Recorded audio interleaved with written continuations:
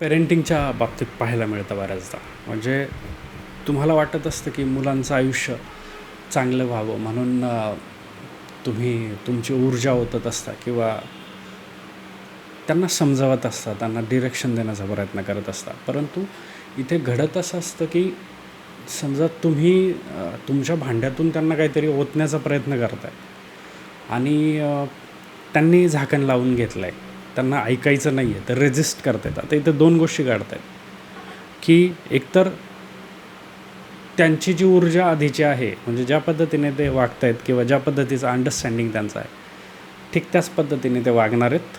आणि at the same time तुम्हीसुद्धा तुमची ऊर्जा त्यांच्यावर वाया घालवत आहे. म्हणजे तुमची ऊर्जा स्वतःची जी आहे तिचासुद्धा क्षय होतो आहे काही अंशी. म्हणजे याला सोपं करायचं जर असेल तर असं समजावं लागेल की प्रत्येक व्यक्ती एक ऊर्जा फील्ड घेऊन जन्माला आलेला असतो.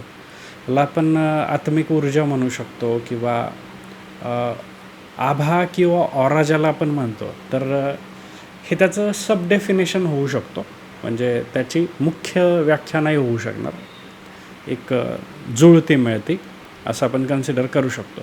प्रत्येकजण ऑरा घेऊन जन्माला येतो. मग काही लोकांना भेटल्यानंतर आपल्याला पॉझिटिव्ह वाटू लागतं किंवा काही लोकांना भेटल्यानंतर आपल्याला निगेटिव्ह फिलिंग जाणवायला लागतं. तर यामागे काही अंशी अशा गोष्टी रिस्पॉन्सिबल असतात की प्रत्येकजण एका वेगळ्या फ्रिक्वेन्सीवर व्हायब्रेट करत असतो.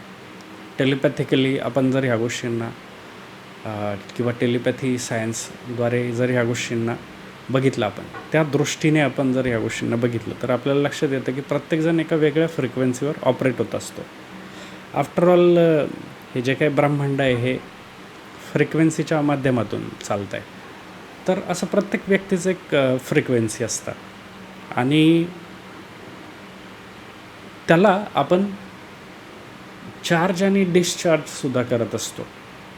म्हणजे थोडक्यात ह्याला आपण एक फोनच्या बॅटरीसारखं कन्सिडर करूयात की मग आपण अध्यात्म करतो, स्पिरिच्युअल प्रॅक्टिसेस करतो, मंदिरात जातो, पूजा अर्चा करतो, कोणत्याही धर्माची असेल, कोणतीही पद्धत असेल, नामजाप करणं, सत्संग करणं. तर या माध्यमातून आपण त्याला चार्ज करत असतो आणि अपलिफ्ट करत असतो एनर्जीला. आणि जेव्हा कधी आपण निगेटिव्ह सिच्युएशन, सर्कमस्टान्सेस आणि निगेटिव्ह लोकांच्या सानिध्यात येतो तेव्हा ही डिप्लीट होत असते किंवा कमी होत असते. मग अशा कंडिशनमध्ये जर हा ऊर्जेचा जो क्षय किंवा हा जो ऱ्हास आहे हा वेळीच लक्षात घेतला नाही तर असं घडतं की तुमच्याकडे भरपूर आयुष्य उरलं आहे आणि तुमच्याकडे तेवढी ऊर्जा नाही आहे. मग आयुष्य निरुत्साही झाल्यासारखं जाणवायला लागतं. आता ह्या गोष्टी आपण रिलेट करू शकतो जेव्हा आपण 45-50मधल्या एखाद्या व्यक्तीला भेटतो. तर अशा व्यक्तीशी बोलताना किंवा अशा व्यक्तीच्या संपर्कात येताना आपल्याला लक्षात येतं की या व्यक्ती नको त्या ठिकाणी रिॲक्शन देत नाही आहेत किंवा प्रत्येक गोष्टींवर आपलं मत मांडत नाही आहे. कारण एक काळानंतर त्यांना समज झालेली असते की आपल्या मताला जर व्हॅलिडेशन नाही आहे किंवा आपल्या मत समोरच्याने विचारलंच नाही आहे तर अशा ठिकाणी मत ठेवणं कितपत योग्य आहे. त्यामुळे बोलत असतानासुद्धा ही व्यक्ती जाणीवपूर्वक बोलतात किंवा जाणीवपूर्वक प्रतिक्रिया देतात आणि ॲक्शनसुद्धा तशाच असतात कॉन्शियसली. कारण त्यावेळी समज आलेली असते की प्रत्येक सिच्युएशनला तुम्ही रिॲक्शन देणं गरजेचं नाही आहे किंवा प्रत्येक ॲक्शनला तुम्ही रिॲक्शन देणं गरजेचं नाही आहे. मग ते संबंध असतील किंवा संभाषण असतील, चर्चा असेल, तर बऱ्याचदा काही लोकांना आपण शांत झालेलं पाहतो.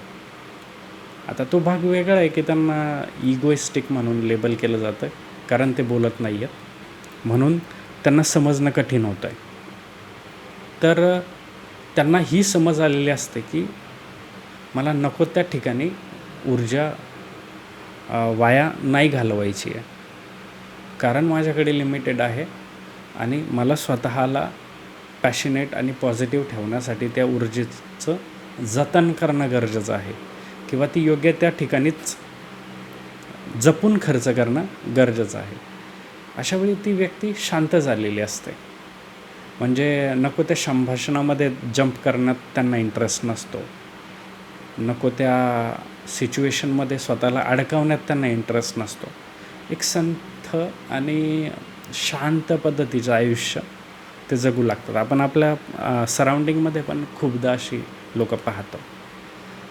ठीक त्याच पद्धतीने जसं मी जगायचं आणि निघायचंचा उल्लेख केला होता, की भगवद्गीता प्रत्येकाने वाचली आहे आणि प्रत्येकाने आपापल्या परीने तिचा अर्थ लावला आहे. प्रत्येकाने वेगवेगळ्या पद्धतीने तिचं मर्म किंवा सारांश घेतला आहे. परंतु जिथंपर्यंत माझं रिअलायझेशन आहे, तर मला असं वाटतं की भगवद्गीता एक क्लीन आणि लहानसा मेसेज सांगते की जगायचं आणि निघायचं. म्हणजे जसं बाकी प्राणीमात्र आहेत पृथ्वीच्या पाठीवर त्याच्यापैकीच तुम्ही एक आहात. त्यामुळे जास्त इम्पॉर्टन्स देण्यात घेण्यात, आयुष्य वाया घालवणं किंवा ही जी ऊर्जा आहे ही खर्च करणं हे युजलेस आहे. म्हणजे वर्दी नाही आहे. म्हणजे त्याचं काही व्हॅल्यूच नाही आहे. म्हणजे एक प्रसंगाने मी ह्याला डिफाईन केलं की भगवान श्रीकृष्ण हे एक्झॅक्ट नाही आहे. गीता सारमध्ये किंवा भगवद्गीतेत कुठं लिहिलेलं नाही आहे. एक काल्पनिक सिनेरिओ आहे जिथे युद्ध संपल्यानंतर श्रीकृष्ण अर्जुनाला सांगतात की मी जरा जाऊन येतो पितामहांकडे आणि शेवटचा निरोप घेतो. किती केलं तरी ते वडीलधारे होते. युद्ध वगैरे ह्या सगळ्या गोष्टी आपापल्या ठिकाणी आहेत, नातेसंबंध आपापल्या ठिकाणी आहेत. तर मी शेवटचा निरोप देऊन येतो आणि भेटून येतो. तर परिस्थिती अशी असते की अर्जुनाने इतके बाण मारलेले असतात की बाणाच्या मृत्यूशय्यावर पितामह झोपलेले असतात. जेव्हा केशव जातो त्यांच्याकडे तेव्हा ते बघतात आणि हास्य करतात. एक वेगळंच हसू असतं ते. आणि ओझरत्या नजरेने त्याचं स्वागत करून फक्त विचारतात की आलास. आता त्या आलासमध्ये एक कंप्लीट डिस्क्रिप्शन किंवा एक संभाषण असतं. हे फक्त त्याला माहिती असतं केशवाला की म्हणजे आलास म्हणजे काय, अजूनही चुकताय तुम्ही. म्हणजे त्याची रिॲक्शन असते की तुम्हाला अजूनही समजायला वेळ लागतो आहे किंवा अजूनही तुमच्या लक्षात येत नाही आहे. आलास पाठीमागचा तुमचा हेतू मला कळतो आहे की एवढं सगळं घडलं, तू घडवलं, कारण तूच करता करवित आहे. आणि तरीसुद्धा तुझ्या चेहऱ्यावर कसलाच भाव नाही आहे. म्हणजे नेमकं कसं कॅरेक्टर आहे तू, असं समजायला चूक घडते त्यांच्याकडून. तेव्हा श्रीकृष्णाचं याच्यावरचं उत्तर जर ऐकलं आपण की तुम्ही अजूनही चुकताय, की माझी इच्छा जर असती तर मी असं चुटके वाजवले असते आणि म्हटलं कसलं कौरव कसले पांडव सोंगट्या डब्यात भरा. जसं ते बुद्धिबळाचा खेळ असतो की एका क्षणात तुम्ही सोंगट्या उचलून डबीत भरल्यानंतर खेळ संपवू शकता तुम्ही. तर मी हे करू शकलो असतो, कारण माझ्याकडं ती ऑथॉरिटी आहे किंवा माझ्याकडे ती पॉवर आहे. म्हणजे तो जेव्हा कुरुक्षेत्रावर उभा होता तो एकमेव व्यक्ती असा होता जो शस्त्रास्त्राने निपुण होता, ताकदीचा धनी होता, युद्ध कौशल्याने पारंगत होता. म्हणजे त्याच्या एका चुटकीने हे सगळं संपलं असतं. परंतु त्याने तसं घडू दिलं नाही. आणि यावर तो सांगतो आहे की उद्या माझा मृत्यू आहे, ज्याला मला सामोरं जायचं आहे ग्रेसफुली. मला माहिती आहे कसा माझा मृत्यू निश्चित आहे, म्हणून काय मी तो मृत्यू टाळण्याचा मूर्खपणा करू. हे कालचक्र ज्या पद्धतीने चाललं आहे त्याला तसंच चालू देणं ही माझी पहिली जबाबदारी आहे. त्यामुळे मला माहीत असतानासुद्धा किंवा माझ्यात तेवढी ताकद असतानासुद्धा किंवा मला त्या गोष्टीचे अधिकार असतानासुद्धा मी त्यात ढवळाढवळ करणं हे माझं काम नाही आहे. की मी चुटकी वाजवून हे कौरव पांडव बाजूला करून हे सगळं संपवून टाकेल किंवा चालते व्हा इथून असं म्हणू शकेल तेवढी ताकद माझ्यात आहे किंवा तेवढ्या कमांडिंग पोझिशनवर मी बसलो आहे, म्हणून हे करणं माझं काम नाही आहे. जशा गोष्टी नियोजित आहेत तशा करणं किंवा तशा घडू देणं याची खात्री ठेवणं माझं काम आहे सुनियोजितपणे. आणि मग हे पुढे आणि जर क्लॅरिटीने समजायचं असेल तर मग तुम्ही रस्त्याने चाललेले आहात आणि मग तुम्हाला कुत्रं दिसतं एखादं, ज्याला जखमा झाल्यात, पस झाला आहे आणि तुम्हाला दिसतंय की ते मृत्यूच्या दारात आहे. आणि मग तुम्ही काय करताय की मी किती दयाळू आहे, मी किती कनवाळू आहे हे दाखवण्याच्या हेतूने तुम्ही 4 बिस्किटांचे तुकडे त्याला खाऊ घालता 5 रुपयांचे. त्यावेळी हे जे कर्माचं डेबिट क्रेडिट आहे ना, की परमेश्वराने कदाचित त्याला त्याच्या करणीमुळे आलेल्या नरक यातना 4 दिवसांसाठी दिलेल्या होत्या. त्यानंतर हे शरीर तो सोडणार होता, त्याला नवीन शरीर मिळणार होतं आणि ह्यातून त्याची मुक्ती होणार होती. तुम्ही काय केलं, त्याला खाऊ घातलं आणि त्याला आणखी 2 दिवस किंवा 4 दिवस एक्सटेंड केलं त्याचा मृत्यू. ते खाल्ल्यामुळे त्याला थोडंसं बळ आलं, 4 दिवसांनी तो तसाही मारणारच आहे, रिकवर होणार नाही आहे. तर मग परमेश्वर म्हणतो की थांब बेटा, तुला जी मस्ती आहे ना मी जिरवतो ती. कसं, तर मग ज्यावेळी तू मृत्यूशय्येवर असशील किंवा ज्यावेळी तू बिछाण्याला खेळलेला असेल ना, त्यावेळी 4 दिवसाच्या नरक यातना मी याच्या वाट्याच्या तुझ्या वाट्याला देणार आहे. तेवढ्या तू भोगणार आणि मग तू मरणार. मग आता याचा अर्थ असा काढावा का की कुठेच मदत नाही करायची किंवा करुणा जागृत झाल्यानंतर ती सॅटिस्फाय नाही करायची, तर असं नाही आहे. म्हणजे तुम्हाला आत्म्यातून वाटते तर तुम्ही ती गोष्ट करा, जरूर करा, केलीच पाहिजे. परंतु असा थोडासा तरी किंचित जरी भाव मनात असेल की कुणीतरी मला बघतं आहे आणि यातून मी एक छबी इस्टॅब्लिश करतो आहे की मी कनवाळू आहे, मी दयाळू आहे आणि देखाव म्हणून मी ते करतो आहे, तर मग माझ्या वाट्याला हे परमेश्वर असंच टाकणार आहे. मग यातून आपल्याला संदेश मिळतो की परमेश्वर भगवद्गीतेतून काय सांगतोय की जगायचं आणि निघायचं. जास्त ढवळाढवळ करणे तुमचं काम नाही आहे, या भानगडींमध्ये पडणं काम नाही आहे की प्रत्येकाला मदत करण्याचा प्रयत्न करताय किंवा विनाकारणच म्हणजे न विचारता किंवा समोरच्या व्यक्तीने तुम्हाला चांगलं म्हणावं किंवा समोरच्या व्यक्तीने तुमच्या काहीतरी कामी यावं त्या हेतूने तुम्ही ते करताय, आत्म्यातून नाही करत आहे. तर मग आयुष्य कॉम्प्लिकेटेड होताना पाहायला मिळतं.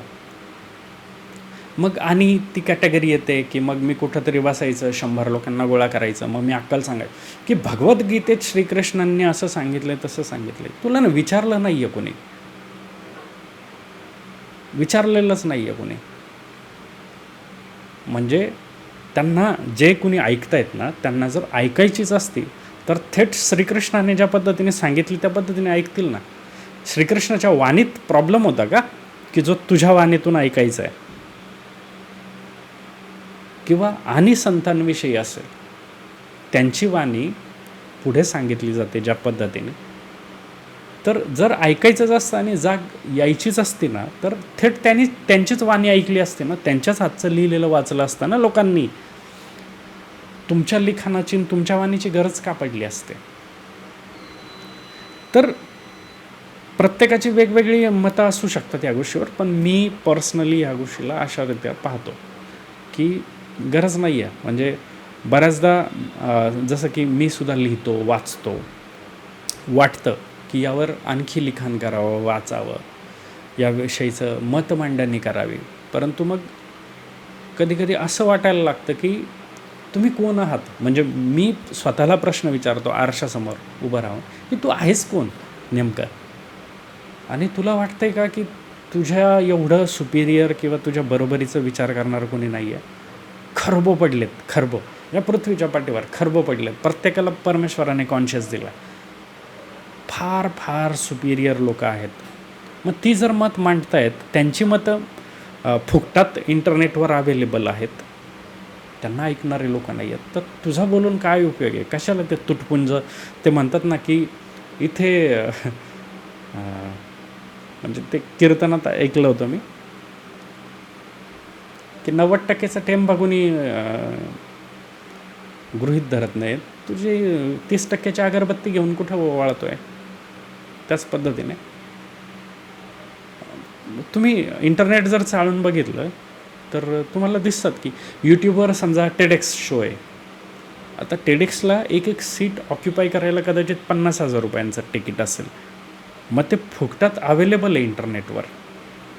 कधी तुम्ही असा विचार करता का की म्हणजे मला जर ते ऐकायचं असतं तर 40,000 50,000 त्या तिकिटासाठी खर्च करावे लागले असते. अक्रॉस द कंट्री ट्रॅव्हल करून तिथंपर्यंत जावं लागलं असतं. ट्रान्सपोर्टेशनचे एक्सपेन्सेस आले असते ट्रॅव्हलिंगचे, आणि ते मला फुकटात घरात बसून आरामशीर ऐकण्याची मुभा आहे. कशामुळे? इंटरनेटमुळे. म्हणून काय आपण ते ऐकतो का? नाही ऐकत. रिझन काय आहे की आपण सोंग घेतलेलं आहे. आपल्याला अपडेट व्हायचंच नाही आहे किंवा आपल्याला जाणून घ्यायचंच नाही आहे. मग अशा परिस्थितीत स्वतः परमेश्वर जरी आला आणि आपल्याला जागा करण्याचा प्रयत्न केला, आपण नाही जागे होणार आहे. कारण आपण सोंग घेतलेलं आहे. जागा कोणाला करता येईल? ज्यांनी झोपलेला आहे. म्हणजे अडाणी असणं हा प्रॉब्लेम नाही आहे. अडाणी असलेली लोकंसुद्धा आपण बघतो प्रगती करतायत, शिकतायत, अपडेट होत आहेत. असे बरेच उदाहरणं आहेत. आपल्या सराउंडिंगमध्ये असे काही लोक आहेत की ज्यांना लिहिता वाचता येत नाही, परंतु मोबाईल योग्यरित्या ते ऑपरेट करतात. गरजेपुरता मोबाईल वापरता येतो. हे कोण लोक आहेत? ज्यांना जाग आली आहे की मला गरज पडते आहे याची, तर मी इतकं तरी समजून घ्यावं. मग जर एखाद्याला जागच नाही आलेली की मी ज्या परिस्थितीमध्ये आहे ती परिस्थिती चांगली नाही आहे, हेच जर एखाद्याच्या लक्षात आलं नाही आहे, तर तो तिथेच राहणार आहे. म्हणजे एकतर तुम्ही पडल्यानंतर तुम्ही ती माती झटकता, ते खरचटलेलं पुसता आणि पुन्हा तयारीला लागतं धावण्याची किंवा पुन्हा उठून चालू लागता. कारण तुम्हाला माहिती असतं की मलाच उठायचं आहे, कुणीही येणार नाही आहे. आणि एक असतं की तुम्ही पडल्यानंतर रडताय आणि सोंग घेताय. मग तुम्ही आसपास पाहताय की कुणीतरी येईल आणि मला उचलेल आणि मग मी उठेल. तोवर तुम्ही काय करताय? सोंग करताय, रडण्याचं सिम्पॅथी एक्सपेक्ट करताय की कुणीतरी येईल, सहानुभूती देईल, गोंजारेल, जसं ते लहान मूल करत असतं. मग प्रत्येकासमोर आपलं ते स्टोरी ऐकवायची की नाही आम्हाला नाही शिकता आलं, आमच्या काळी असं होतं तसं होतं. ह्या सगळ्या गोष्टी पाहायला मिळतात. ज्यावेळी आपण रिस्पॉन्सिबिलिटी घ्यायला शिकतो किंवा राहा ना, आरशासमोर उभं राहा आणि स्वतःला जलील करायला शिका. की म्हणजे थोडक्यात मी की आरशासमोर उभं राहतो आणि मी स्वतःला विचारतो की तू मत का मांडलं? तुला विचारलं होतं का कोणी?